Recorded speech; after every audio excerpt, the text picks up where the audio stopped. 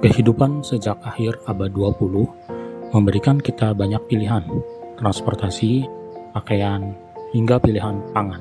Tidak berbeda dengan lainnya, pangan atau makanan di sekitar kita sehari-hari juga terpengaruh oleh majunya teknologi dan ilmu pengetahuan. Tahukah Cipers, sampai pada tahun 2013, salah satu bentuk klasifikasi pangan diberi nama NOVA, NOVA, dipublikasikan oleh Carlos Monteiro, seorang profesor dari Universitas Sao Paulo, Brazil. Oleh Carlos Queiroz, ditulis ada 4 bagian yang terdiri dari proses food atau pemprosesan makanan. Bagian yang pertama, unprocessed or minimally processed foods, mencakup bahan makanan murni dari alam yang dapat dimakan langsung, seperti buah-buahan, biji-bijian, sayuran daun, sayuran buah, umbi batang, telur, susu, jamur, hingga mata air. Proses culinary ingredients atau makanan yang diproses secara minimal.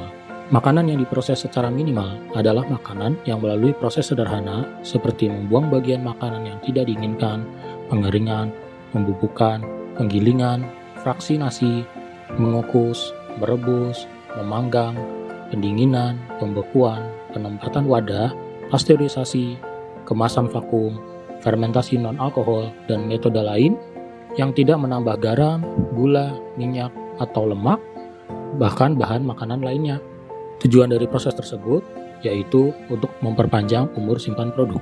Contohnya adalah buah segar yang diperas, didinginkan, dibekukan, atau dikeringkan, jus buah tanpa pemanis atau gula dan perasa tambahan, pembuatan minyak dari biji-bijian, atau rempah-rempah yang digunakan dalam olahan kuliner seperti kunyit, merica, oregano, kayu manis, dan lainnya, baik itu dalam kondisi utuh, bubuk, segar, ataupun kering.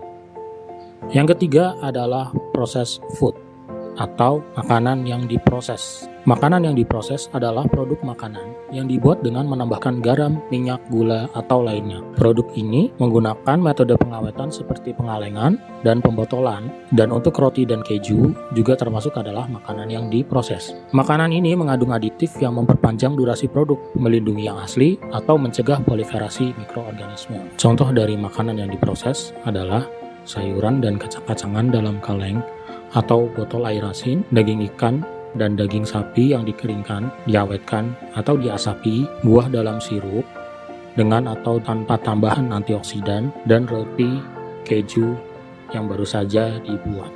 Nah, baru yang terakhir atau bagian keempat adalah ultra processed food. Ultra processed food adalah makanan dengan proses yang panjang, yang kebanyakan merupakan keperluan industri dan dibuat dengan serangkaian proses industri. Banyak dari makanan ultra processed food yang membutuhkan peralatan canggih dan teknologi.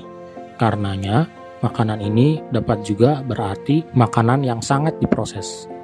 Makanan ini menggunakan penambahan aditif pada berbagai tahap manufakturnya, sehingga hasil akhir produknya sangat enak, kemasan canggih, bahkan biasanya dengan plastik dan bahan sintetis lainnya.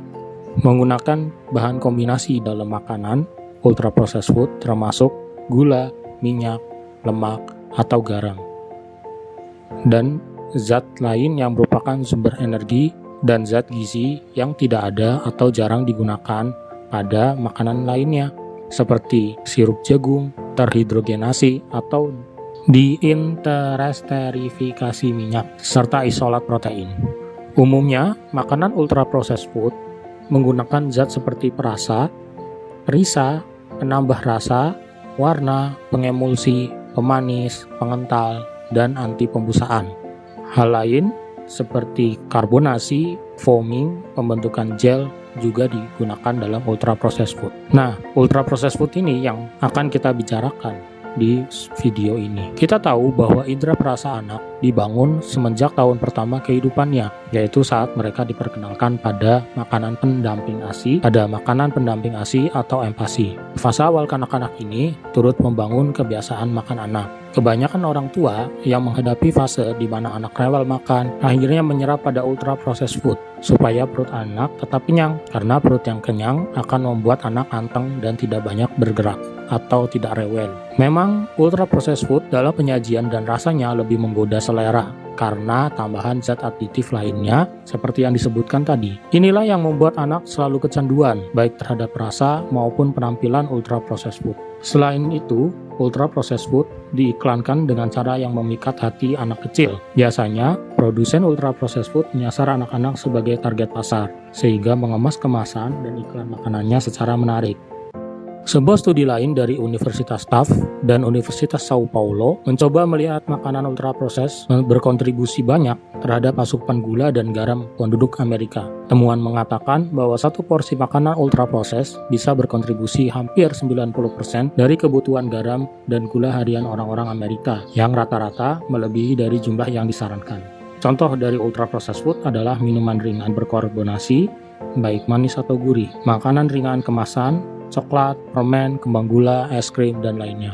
Roti dan roti kemasan, margarin, kue kering, kue, dan campuran kue juga termasuk dalam ultra processed food. Yang banyak digemari oleh ibu-ibu adalah nugget dari produk unggas dan ikan, sosis, burger, hotdog, dan produk daging yang dibentuk kembali lainnya. Susu dan sup bubuk instan yang dikemas, serta mie dan makanan penutup itu dimasukkan dalam ultra processed food juga. Nah, apa saja bahaya dari ultra processed food?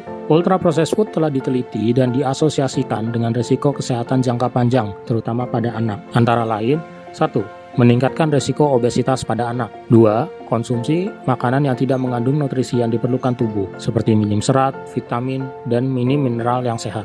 Yang ketiga, meningkatkan resiko penyakit kardiovaskular dan diabetes tipe 2 bagi orang dewasa. Yang keempat, mengandung ftalat dan BPA yang dimungkinkan didapatkan dari penggunaan kemasannya yang akhirnya beresiko mengganggu endokrin di awal kehidupan anak ataupun bisa menyebabkan kanker pada orang dewasa. Tingginya konsumsi gula yang ditambahkan dalam makanan ultra proses kemungkinan besar berkontribusi terhadap obesitas, diabetes tipe 2, kolesterol tinggi, hipertensi, dan penyakit jantung koroner. Hal tersebut disampaikan oleh Profesor Carlos Monteiro dalam studinya. Untuk itu Cheapers, dalam satu minggu, usahakan mengonsumsi makanan ultra proses hanya sebanyak 3-5 porsi, apapun jenisnya itu.